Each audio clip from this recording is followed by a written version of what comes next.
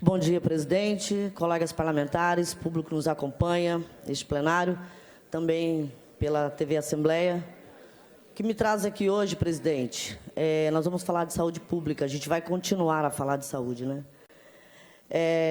Esta Casa de Leis tem debatido muito a questão da CACEMES, mas eu creio que a gente precisa atacar na raiz do problema.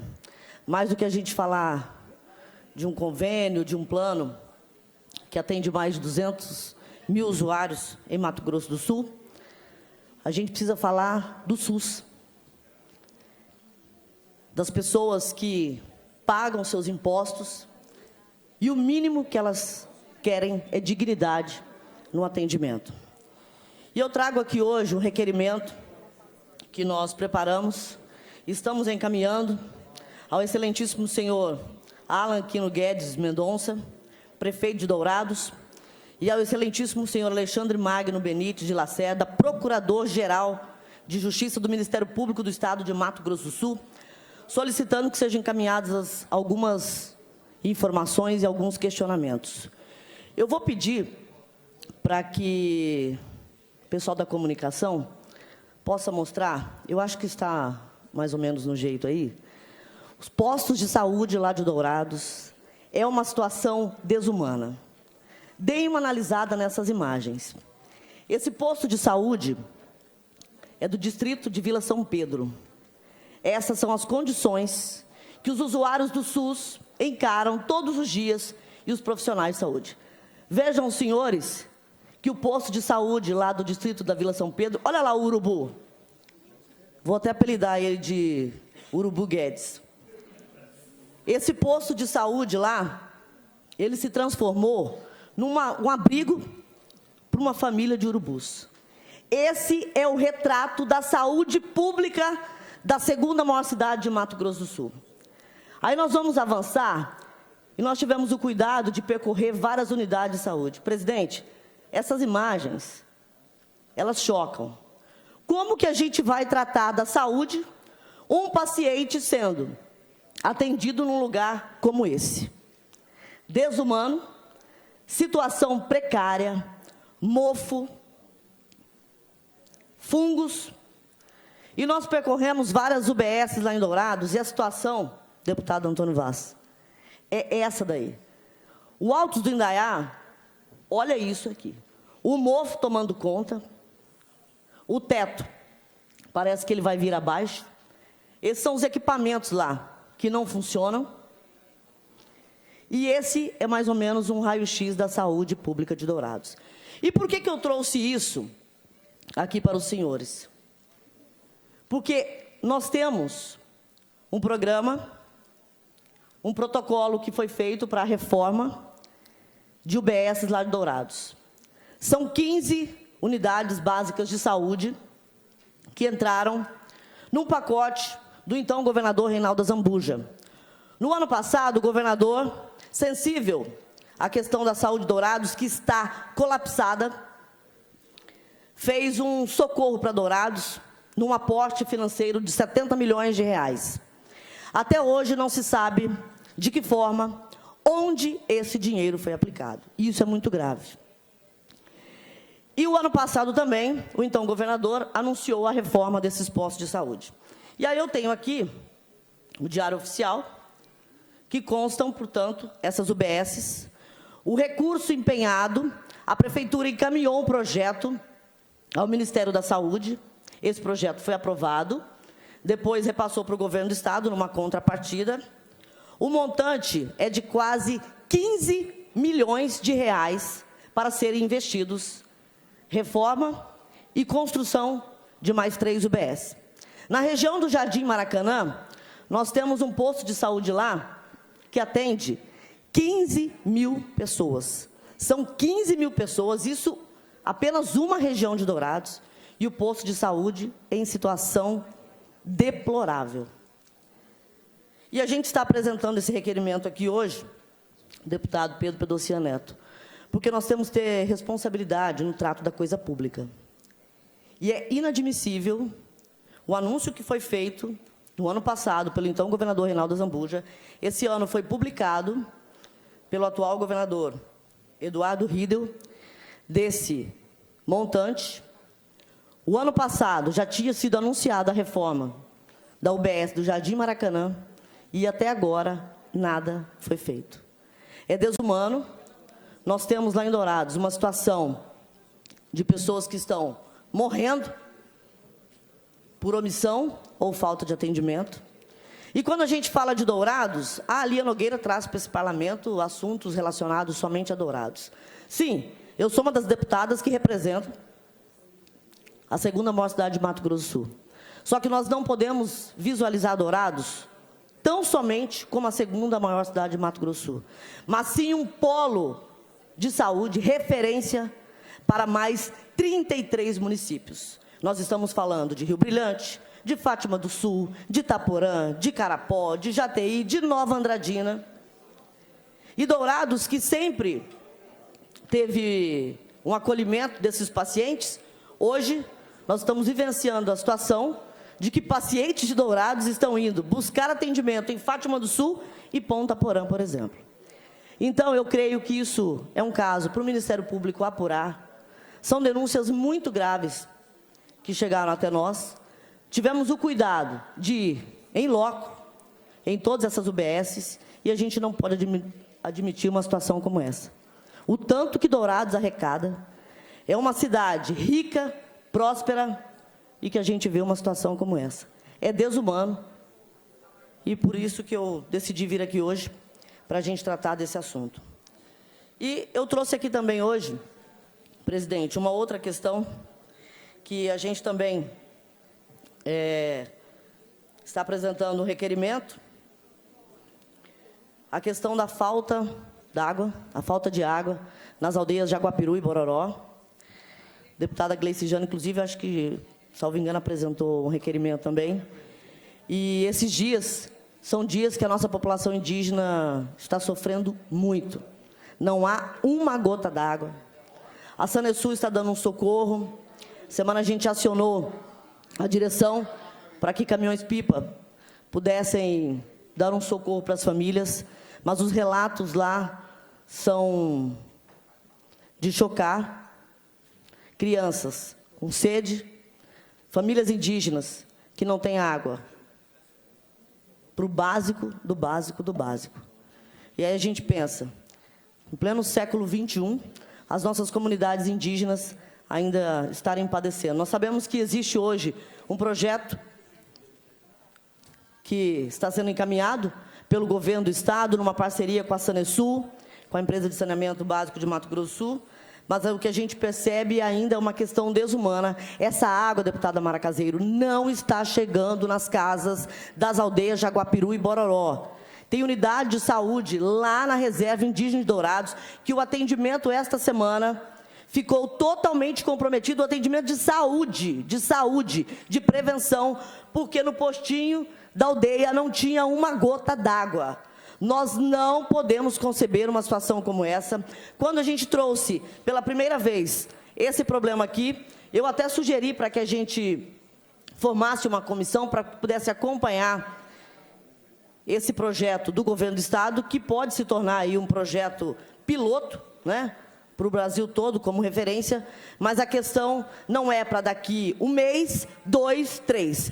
A solução tem que ser agora. E nós não podemos conceber o Estado que tem a 3ª maior população indígena do país vivenciando a falta disso aqui, que é o básico para que nós possamos sobreviver.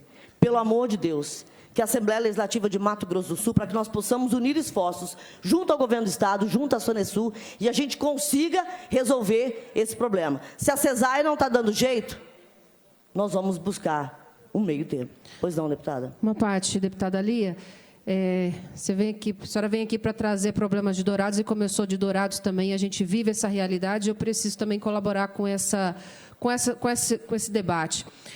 Nós temos uma situação grave nas aldeias de Dourados, na reserva indígena, realmente, e lá, inclusive, eu tenho feito um debate de que nós precisamos discutir, para além somente da água, a gente tem um processo de saneamento básico e incluir rede de esgoto, pelo menos em parte da aldeia. Eu visitei escolas, lugares em que a gente tem cheiro de esgoto dentro da reserva, justamente porque são muitas pessoas aglomeradas num pequeno espaço, né? Então, a gente tem uma região com muitas casas, muitas pessoas e não tem uma rede de esgoto. Isso interfere, inclusive, na saúde das crianças. Eu conversei com o diretor da escola e ele disse que, por todos os dias, as crianças reclamam que tem dor na barriga, porque tem problemas relacionados ao saneamento básico. Então, é uma questão urgente, emergencial. Mas o problema da aldeia, ele ainda tem aí uma tentativa do governo do Estado, tem alguns caminhões-pipas que estão passando, que não é o suficiente, mas existe. Mas tem um problema muito mais grave, que é nas retomadas. Nas retomadas, a situação é pior ainda do que dentro das aldeias, porque lá existe ainda uma preocupação, um debate aí, porque é uma área de conflito agrário, se o governo deve entrar ou não dentro desses espaços. Agora, tem pessoas. O governo tem que olhar para as pessoas em primeiro lugar. O atendimento tem que ser humano, humanizado. Não é se tem conflito ou se não tem, as pessoas estão ali e o governo tem que trabalhar para essas pessoas. Afinal de contas, as pessoas votaram. E essas pessoas, inclusive, foram responsáveis pela eleição do governador e do presidente aqui. São elas que ajudaram a eleger. Então, é necessário imediatamente ter um trabalho nesses espaços também. Eu tenho feito aqui sempre esses questionamentos, fizemos uma discussão, estive em Brasília, conversei com a CESAI. Esse projeto que está sendo discutido em termos do saneamento básico dentro das aldeias é uma parceria do governo federal também, da CESAI, dentro das reservas de Dourados, mas a gente precisa pensar estratégia de como que a gente chega a água até essas pessoas. Porque eu visitei áreas também e a gente vê que as pessoas sobrevivem de poços, mas de poços que estão secando, inclusive, ou em regiões de extrema pobreza, e essa água não é uma água potável, uma água limpa para que essas crianças tomem. Então, a gente tive numa ação social, recentemente, também acompanhando esse processo, tinha um médico junto, e o médico detectou que as crianças estavam todas doentes. Todas as crianças com alguma dificuldade, porque realmente a gente não tem o básico, que é um saneamento básico, que é água para essas crianças. Durante a pandemia, deputada Lia, a gente participou muito e a nossa preocupação era justamente essa, porque a gente dizia que a prevenção era lavar as mãos. Como lavar as mãos se não tinha água? Essa foi uma preocupação, um trabalho que a gente vem fazendo já há um longo tempo. Várias ações sociais de construção de poços foram feitas nesses espaços, mas elas não são suficientes. Realmente precisa de uma intervenção do Estado, do governo federal, do governo estadual e também do poder municipal, fazer uma ação articulada para que isso aconteça. Então, obrigada. Obrigada, deputada. Só para encerrar, presidente, a gente buscou algumas respostas junto à Sanesul, e nós estamos aqui, inclusive, com um relatório que nós vamos encaminhar por meio de um ofício ao governo de Mato Grosso do Sul, porque essa questão, acreditem os senhores e as senhoras, essa questão da falta d'água, ela vem sendo debatida, deputado João César Mato Grosso, há 20 anos. E há 20 anos, deputado Rinaldo Modesto, que não se chega a uma solução. E nós vamos encaminhar, portanto, e vou sugerir para que a Assembleia Legislativa oficialize essa comissão, para que a gente possa acompanhar bem de perto. Permite uma parte, deputada Lia? Pois não, deputado. Eu quero cumprimentar a Vossa Excelência pelo tema e, ao mesmo tempo, exaltar pela preocupação. A gente vive em um país que parece que tem o ser humano de primeira, de segunda e de terceira categoria. Isso nos entristece muito.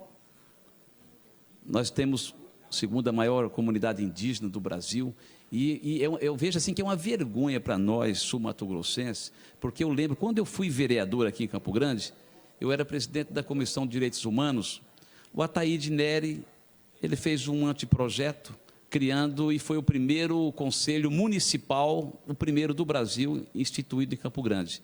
E naquela época da desnutrição indígena, que fomos conhecidos mundialmente, capital, uma das capitais do agro, um estado rico, não é verdade?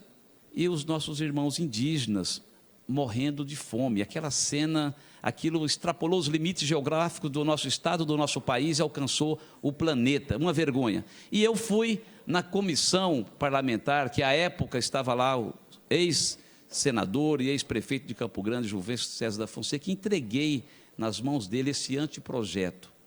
Eu dizendo a Vossa Excelência que eu participei aqui de 2 CPIs, deputado Paulo Corrêa, um dos membros, deputada Mara também, João Grandão, e não sei quem era o 5º membro.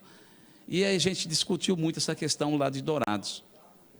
E a gente fica muito chateado, como disse Vossa Excelência, 20 anos, como que pode? Um estado que é uma referência nacional no que diz respeito à sua produção, a geração de emprego e renda, a questão da infraestrutura, somos referências. E, ao mesmo tempo, nesse paradoxo do ponto de vista social, pessoas ao nosso lado não tendo água. E aí, deputada Lia, me permita e me perdoe a minha sinceridade. Nós, na CPI, apontamos aqui uma falta de gestão do recurso que a CESAI administrava lá. Eu vejo que, infelizmente, muitos irmãos indígenas são usados como massa de manobra. E nós presenciamos aqui. Para Vossa Excelência ter uma ideia, um cidadão aí trouxe uma professora como intérprete, porque ele não entendia o português. Nós achamos muito estranho isso no exercício da CPI. O deputado Paulo Corrêa pediu para o assessor dar uma olhada, e esse cidadão, dizendo que não ouvia, não entendia o português, e uma professora que se prestou a esse papel tão ridículo, tão vergonhoso, porque o professor recebeu de Deus essa missão tão nobre de libertar as pessoas da escuridão cultural. Paulo Corrêa chamou a polícia aqui. Colocamos um vídeo aqui, deputada Gleice, e o cidadão, ele falava português melhor do que todos nós aqui, membros da CPI. E queria ser candidato. Então, dizer a Vossa Excelência, nós temos que parar também com essa hipocrisia. Eu sou testemunha ocular de uma retomada que teve, e eu estava no Congresso Nacional, isso me deixou muito indignado, deputado Zeca. E os deputados lá, Rinaldo, já que você é de Mato Grosso do Sul, está tendo lá invasão, não sei o quê, que indígena chama de retomada, tem como você ir lá, longe de período eleitoral. E, lamentavelmente, esse cidadão que está lá, que o deputado Zeca já criticou ele aqui, advogado, doutor, eu fui lá na minha maior boa-fé, com o meu carro, junto com 2 amigos indígenas aqui de Campo Grande, e eu fui expulso lá de Taunay, deputado Zeca, com gente com facão na mão. Isso me entristeceu muito. Então, dizer a Vossa Excelência que esse cidadão, como que é o nome dele, que está lá hoje no Congresso, lá no Luiz Henrique Eloy, ele é advogado, ele poderia ter me chamado no cantinho, deputado, o que te motivou a estar aqui? Eu queria entender. Não, ele falou na língua terena, que eu não sei entender nada, e eu fui expulso, o meu carro ficou lá, eu andei 3 quilômetros a pé. Então, vamos parar com a hipocrisia, que tem muito indígena, deputada Gleice, sendo usada como massa de manobra por algumas lideranças. Eu quero dizer a Vossa Excelência que nós temos que, sim, encontrar um caminho de forma tripartite, governo federal, governo estadual e municipal, para que os nossos irmãos indígenas não sejam massa de manobra e que não venham morrer de forma desnutrida e, às vezes, sem água.